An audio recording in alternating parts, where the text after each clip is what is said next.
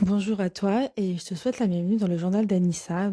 Tu l'auras deviné, moi c'est Anissa et chaque semaine je vous retrouve pour partager avec vous des réflexions, des questionnements, des expériences autour de la vie, de la santé, des relations humaines et tout ce qui nous aide un peu à mieux nous comprendre. Voilà. Mon objectif ici n'est pas de vous apporter des vérités toutes faites, mais simplement d'ouvrir des pistes de réflexion et de vous inviter à prendre un moment pour vous. Installez-vous confortablement et je vous souhaite la bienvenue dans ce nouvel épisode du journal d'Anissa.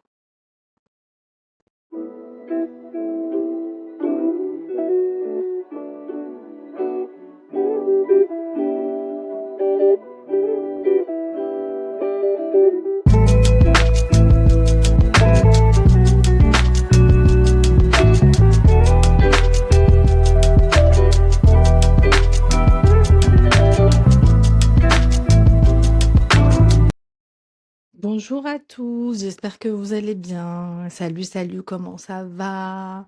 Bienvenue dans ce nouvel épisode du journal d'Anissa. Aujourd'hui, je suis heureuse de te retrouver pour un nouvel épisode. Et c'est un épisode qui me tient particulièrement à cœur et que j'ai longtemps hésité, pardon, à aborder. Il s'agit en fait du sujet autour de l'amitié et des relations avec les autres. Parce que parfois, quand on parle d'amour, tout le monde comprend la douleur d'une séparation de couple, par exemple. Quand on parle de famille, chacun sait à quel point les liens peuvent être compliqués, que ce soit la famille, la vie de couple, peu importe. Mais l'amitié, est-ce qu'on en parle finalement? Peut-être, très peu, je pense. À mon sens, on n'en parle pas assez et c'est vrai que c'est un sujet qui, pardon, n'est pas toujours abordé. Que ce soit dans les podcasts ou même dans les romans. Dans les romans, c'est vrai que l'amitié, je dis pas qu'elle est pas mise en avant, mais il est vrai que souvent les thèmes abordés dans les romans, c'est le thème autour des relations amoureuses et l'amitié ne prend pas toujours une part centrale dans l'écriture d'un roman. Et, euh, et en fait, l'amitié, on a l'impression parfois que c'est quelque chose qui est acquis, comme si les amis étaient simplement censés être là, entre guillemets, sans qu'on ait besoin de nourrir cette relation, pardon, ou de réfléchir à ce qu'elle représente réellement pour nous. Et pourtant, avec les années, je me rends compte que les amitiés sont probablement, en tout cas, les relations qui m'ont appris le plus sur moi-même et qui m'ont surtout appris ce que j'attendais des autres ou pas forcément, parce qu'en fait, on n'est pas toujours obligé d'attendre quoi que ce soit des autres, dans le sens où on doit, à mon sens, accepter notre entourage tel qu'il est sans essayer de le changer à tout prix parce qu'ils sont comme ça et c'est comme ça. Je sais pas si vous voyez ce que je veux dire. Aujourd'hui, voilà, aujourd'hui, le sujet, c'est qu'en fait, j'avais envie qu'on prenne un moment pour réfléchir ensemble à cette question. Pourquoi est-ce que l'amitié semble si simple quand on est enfant et parfois si compliquée une fois adulte? Quand on est enfant, qu'on est encore au bac à sable, qu'on grandit un peu avec nos amis. Pardon, désolée, j'ai l'impression d'avoir un chat dans la gorge depuis tout à l'heure. C'est vraiment pas agréable. Je disais donc, pardon.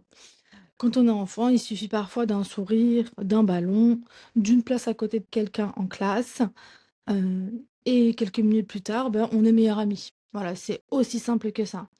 Et c'est vrai qu'à cet âge-là, on ne se demande pas si l'autre partage nos valeurs. On ne se pose pas la question également de l'emploi du temps.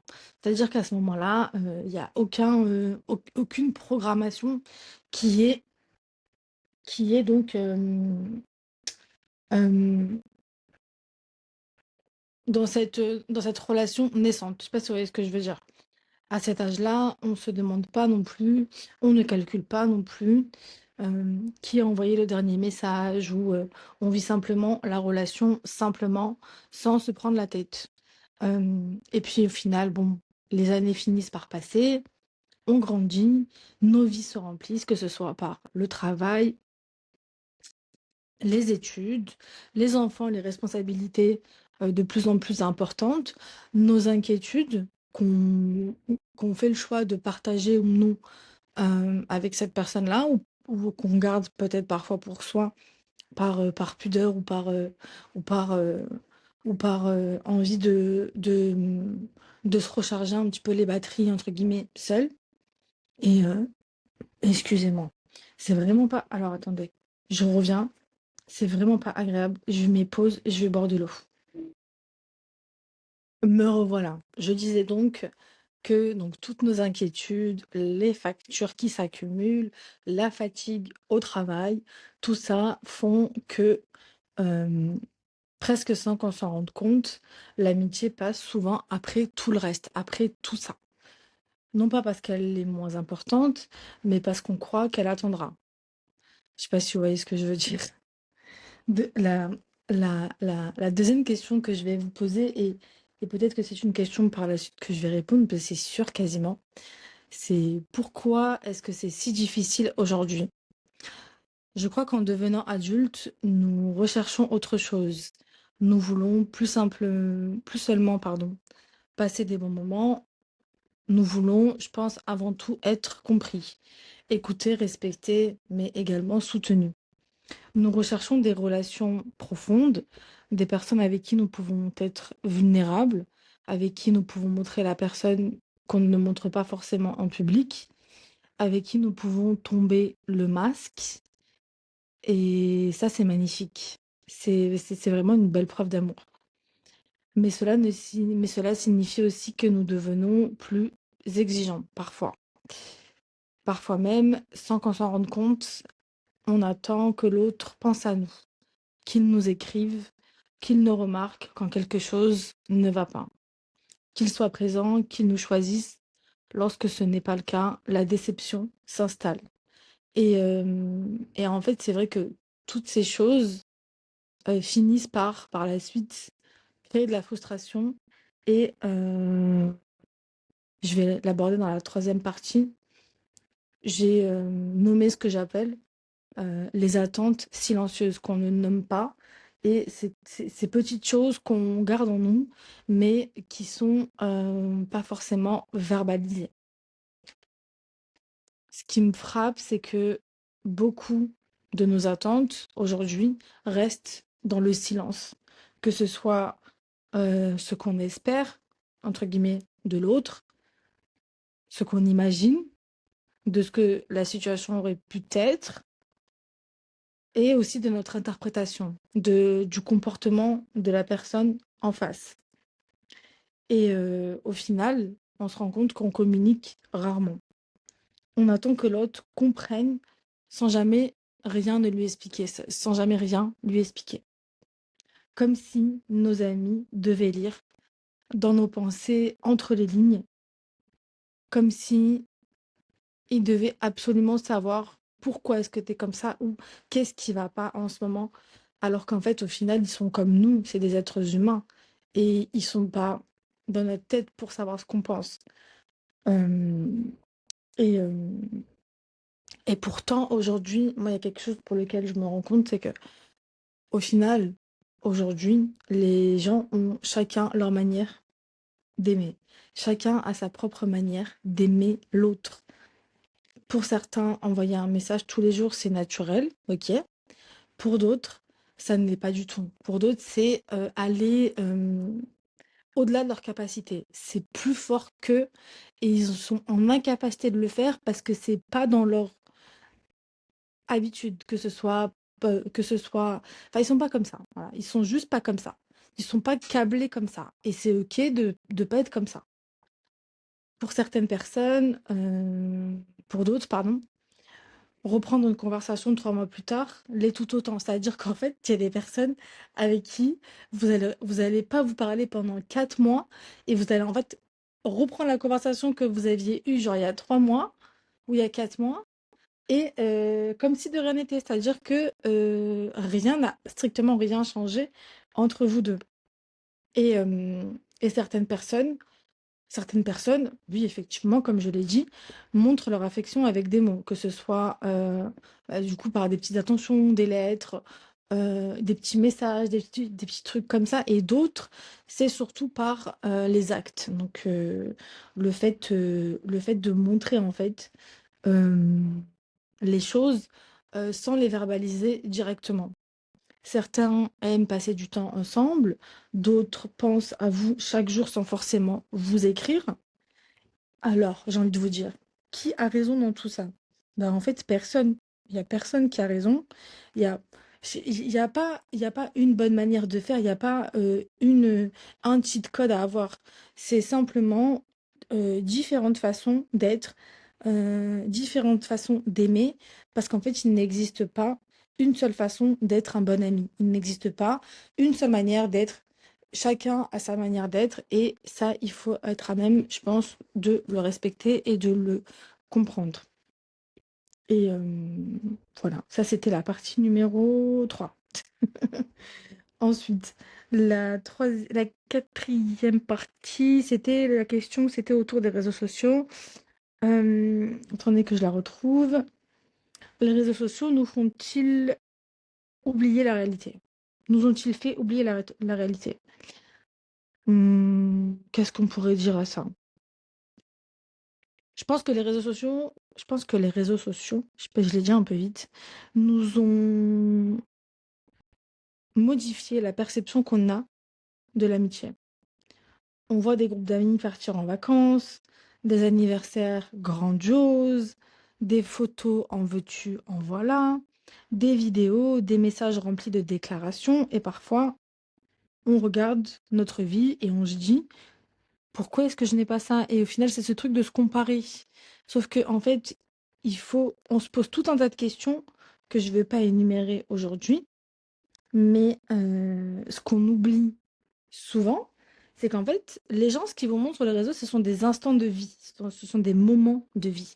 Et ils choisissent de vous montrer ce qu'ils veulent. C'est-à-dire que jamais de la vie, ils vous montreront des querelles avec un tel ou un tel, parce qu'aujourd'hui, au final, ils se parlent plus, mais ils ont dû poster une photo sur Instagram parce qu'ils ont eu une collaboration avec un domaine pour un anniversaire. Mais sur ces photos, bah, du coup, il y a cette fameuse amie avec qui on parle plus. Vous voyez ce que je veux dire ou pas? Donc, il y a toute cette chose aussi à prendre en considération, parce qu'en fait, une photo, ça ne dure qu'une seule seconde. À mon sens, je pense qu'une amitié se construit pendant plusieurs années et que ça prend du temps. Donc il faut essayer un peu de se détacher de cette image que les réseaux sociaux ont fait de l'amitié aujourd'hui. Cinquième, sixième point, je ne sais plus à quel point est-ce que j'en suis. Je vous avoue que je me perds et que je pars trop dans tous les sens. Accepter, il faut, je pense, aujourd'hui, accepter que chacun aime différemment. Aujourd'hui, plus je prends de l'âge, aujourd'hui j'ai 30 ans, plus je réalise qu'en fait, les personnes qui m'aiment ne me, j'ai bugué, ne me le montrent pas toutes de la même façon. Certaines prennent des nouvelles chaque semaine, d'autres pas du tout, d'autres apparaissent uniquement quand j'ai réellement besoin d'elles. Certaines sont très démonstratives, d'autres plus discrètes. Chacune, effectivement, a sa façon d'être, et aucune de ces façons n'est forcément meilleure que l'autre. C'est-à-dire qu'il n'y a aucune comparaison sur toutes ces façons d'être dans mes relations amicales. Je crois qu'on gagnerait tous à arrêter de mesurer l'amitié par nos propres critères. Parce qu'en fait, si je juge quelqu'un uniquement à travers sa façon de m'aimer, je risque de passer à côté de tout ce qu'elle essaie de m'offrir déjà. Je sais pas si vous voyez ce que je veux dire. Il faut, euh, il faut arrêter, je pense, d'attendre des gens autour de nous qui soient notre miroir et qui soient exactement comme nous, on est avec nos amis. Je sais pas si vous voyez ce que je veux dire. Comme nous, on est avec eux, du moins. Je sais pas si vous voyez ce que je veux dire. C'est-à-dire que moi, je suis telle que je suis. C'est-à-dire que je suis le genre de meuf qui peut t'envoyer des pop-up de messages, genre peut-être. un peu trop souvent et après, bah, du coup, tu auras plus de mes nouvelles pendant plusieurs jours, mais c'est pas parce que je veux plus te parler, c'est juste que des fois, je suis tellement prise dans tout ce tourbillon qu'est ma vie que j'en oublie un peu, je vais pas dire l'autre, mais je sais pas, je sais pas. Donc du coup, voilà, et c'est vrai que il faut, comme j'ai dit, euh, d'arrêter de vouloir être le miroir enfin, que les gens autour de nous soient notre miroir, sauf qu'en fait, parce qu'en fait, c'est pas le cas. Et c'est ça, en fait, le but d'être ami avec d'autres personnes, c'est de rencontrer des gens différents et de justement apprendre de l'autre, je pense, en tout cas. Voilà. Troisième point. Ouais, je sais plus à quel point est-ce qu'on est là. Et je vous jure, avec mon TDAH, là, je pars dans tous les sens. Est-ce que c'est le dernier point? Oui, c'est le dernier point avant la conclusion. Et je vais vous dire ce que l'amitié m'a appris. L'amitié m'a appris que les relations les plus solides sont pas forcément les plus longues, les plus celles où on parle le plus tous les jours, celles où on peut, je sais pas comment vous dire. J'ai buggé dans mon explication. Je reprends.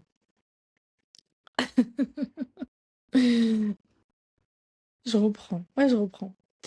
L'amitié m'a appris que les relations, ce sont pas celles où, bah, du coup, on va se parler tous les jours, H24, où la personne, elle est présente tout le temps, tous les jours. C'est d'accepter que l'autre puisse être absent quelque temps et revenir sans avoir peur d'être jugé ou de se justifier.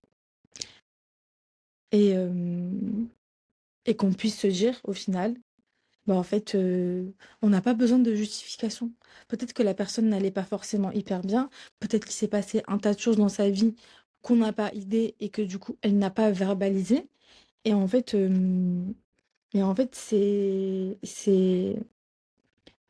en fait être là sans avoir besoin de se justifier davantage, parce qu'en fait, les vraies amitiés ne demandent pas la perfection, elles demandent de l'authenticité. Voilà.